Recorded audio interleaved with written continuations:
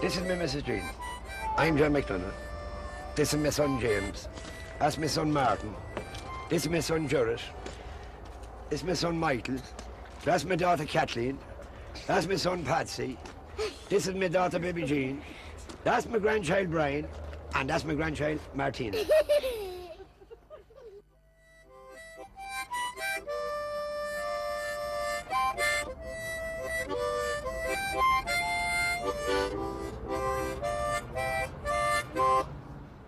You'd believe everything that you've seen, but there's only one thing that let you know there was a film. When I drove into the place, when we went into the place first, I looked around. I said, "Oh God," says I'm not going to stay here because I'm embarrassed with the other travelling people. I thought there were travelling people, the way they were dressed and taken apart, like. But then when I seen the cameras, I knew it was a setup. Is it true view? Yeah. It might show half the world how we're living in a way, how we're treated. Just a roof above our heads, sir. For the winter, that's common, sir. And how many children do you have? About 15, sir. Aye, about 15, sir, roughly. You mean you don't know how many children you have? I'd have to count them, sir. Children! Come here, show yourself the nice man. I'm a little boy who runs away with his big, huge brother. I'm playing Tito. He's a traveller, and he's the older brother in the story, and he's just looking after his brother when they go across the country. We were travellers once, Tin and Oak. We used to make things out of tin for people. That's why they called us tinkers. We were like gypsies. Why are you talking to the horse? Why not? I'm playing a traveller woman. 4 kids, no man.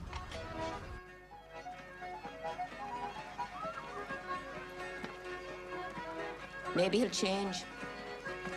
I can't see it.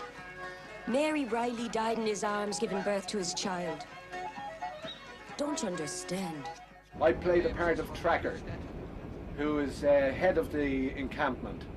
And I'm very much a traditionalist in the traveller's ways. And that's the reason that I have this sort of confrontation with Gabriel Byrne, who plays Papa, because he has left the encampment after his wife has died, and he breaks with tradition in that he takes social welfare money and that, and I don't hold with that.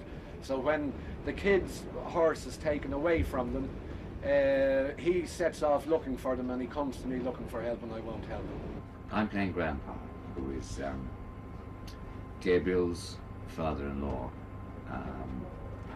The old guy who's devoted to the sort of the old way of life for the travellers, you know, the barrel caravan on the open road.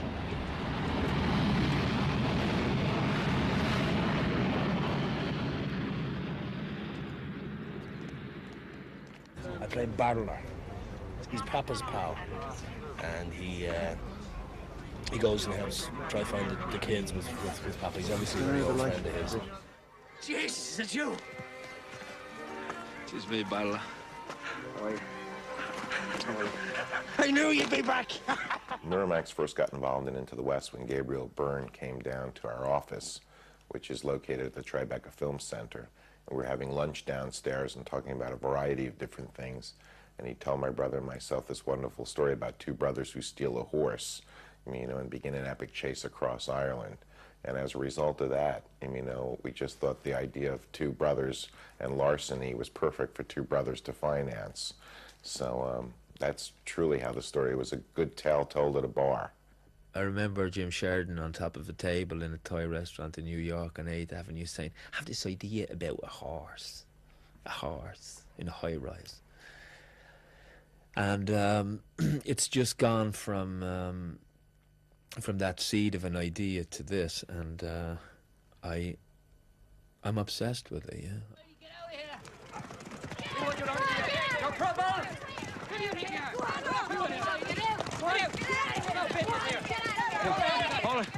Hold it for a minute, lads. I'm looking for a friend of mine. Remind me of someone, do you know that? How are you, Track? I need your help. Don't you get it from the welfare man? We got along without you, Papa. I need you to track me, kids. Friends of yours. Papa Riley is back. Bad luck isn't far behind. Tracker! When I start writing, I did have Gabriel in mind, yeah. You write it and you think, who could play this? And, you know, the only person that ever came to my mind was Gabriel, actually. It's just kind of simply a horse, a white magical apparition appears and leads everybody on a journey. And what that horse is up to the audience at the end to work out, you know? It could be anything. An emissary from another world, I suppose, you know? The first time I heard this story was a friend of mine had seen a horse on the balcony in Ballymun, and we decided to make a film. After various adventures, setbacks, cul-de-sacs and all the rest of it, we're finally shooting now, which is good.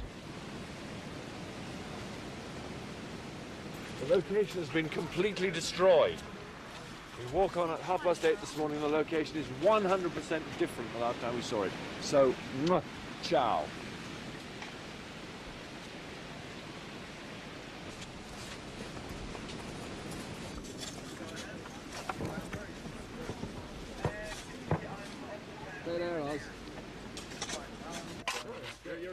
It gets big sometimes when the shot needs it.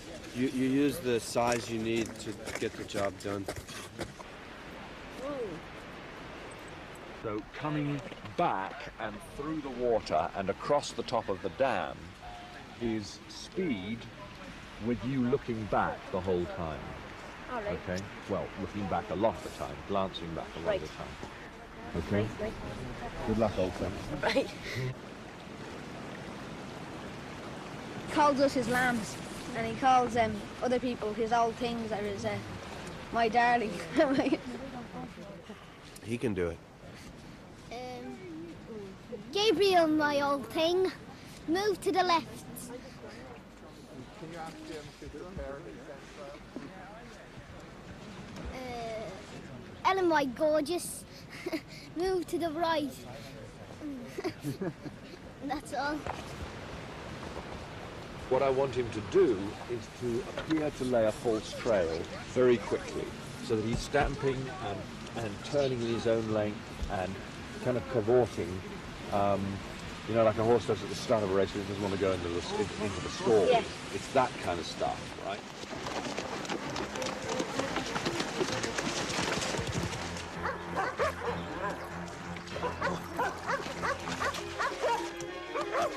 Can you see him? Can you see him? No, but I can hear him.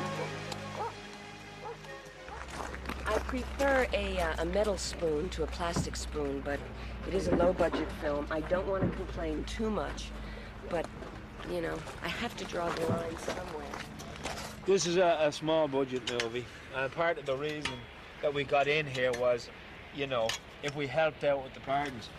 Everybody sees everybody, warts and all. It's such an intimate setup all day, every day, you know, and you see people really down and really worn out and really tired, and you can't hide anything.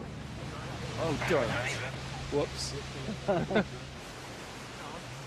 No, some American money from a company called Miramax, and a company based in London run by the man in the Mac who's called Guy East, which is a company called Majestic.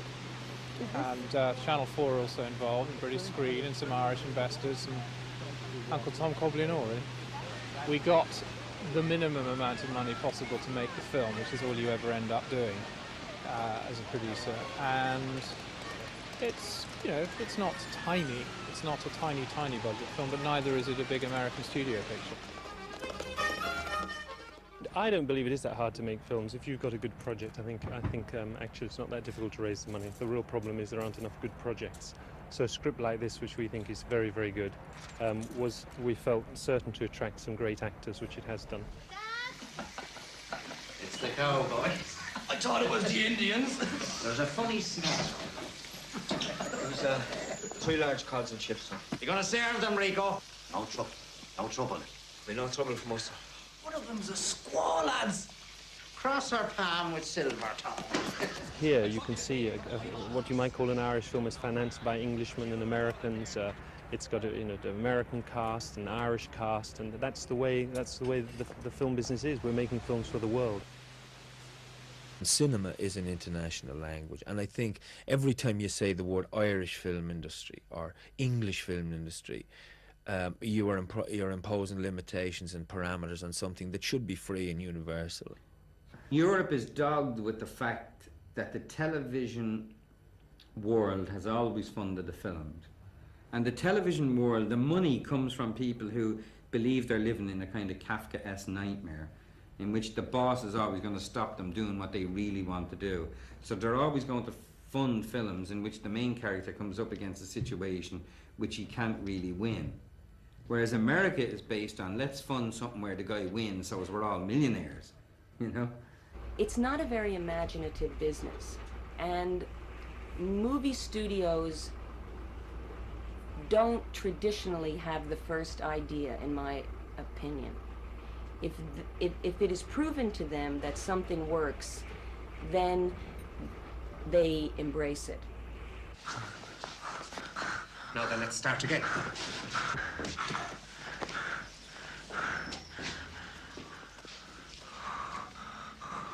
Will you answer me honestly?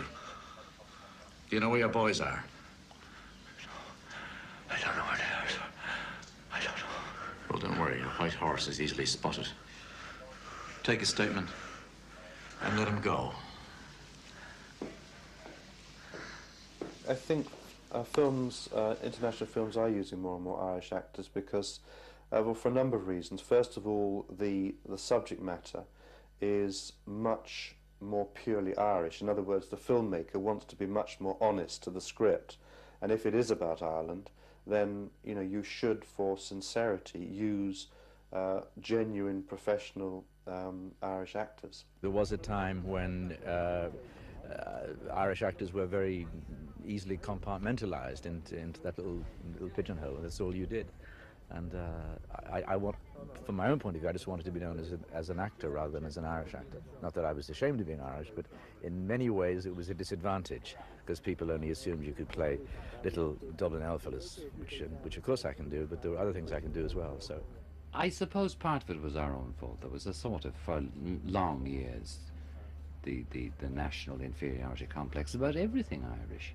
We had it in everything, I think, and that's gone, I think, at last. I think that's dead and buried, like, forever. It is a shame that an Irish actress wasn't given the break and allowed to play the role. Of course, there was this one enormous hitch, which was that they felt the girl should be someone who was more of a name than an unknown. But once it came down to it and that decision had been made and there was no other choice, I'm sure they all just felt, well, why not her? I mean, I was here. They didn't have to pay for my airplane ticket.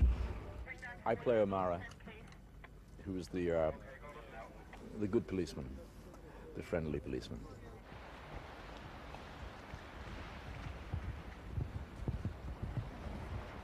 I get up very early in the morning and I turn up on the set. There isn't a great deal of preparation required. He's just a very nice man. So I play it off my own personality. So it isn't physical. It isn't kind of reaching in and whatnot. No. But on the first take, you said something like, no, I mean, we've got business to. Please don't. I'm awfully sorry. This is a very tense time. Please don't.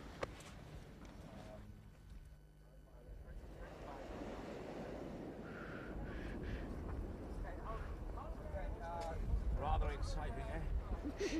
Rather exciting.